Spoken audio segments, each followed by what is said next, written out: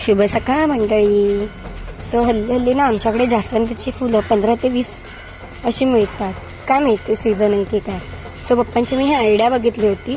सगळी फुलं देवघरात ठेवली की मेस होतो, देव दिसतच नाही. मग पप्पांनी ना अशी आयडिया केलेली, एक धागा घेऊन त्याच्यामध्ये आपण हार कसा ओवतो तशी जास्वंदीची फुलं सगळी ओवली होती आणि त्याचा एक असा देवाऱ्याभोवती सुंदर असा हार केला होता.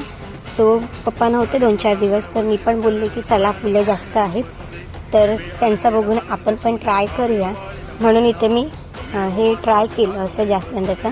तुमच्याकडे जास्वंदाची फुलं जास्त आल्यावर तुम्ही काय करता हे मला नक्की सांगा कमेंटमध्ये. सो अशा रीतीने मी सगळं हार बनवून घेतला आहे, तुम्हाला व्हिडिओमध्ये दिसतोय. थोडं छोटी मोठी फुलं आहेत त्याच्यामुळे हार थोडा लहान छोटा झाला आहे, बट इट्स ओके, पहिल्यांदा मी बनवला होता. सो बघूया.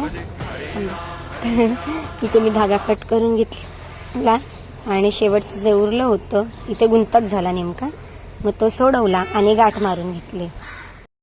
अशा प्रकारे देवाऱ्याला मी हार घालून घेतला आहे आणि वरची बत्ती वगैरे लावून घेतली.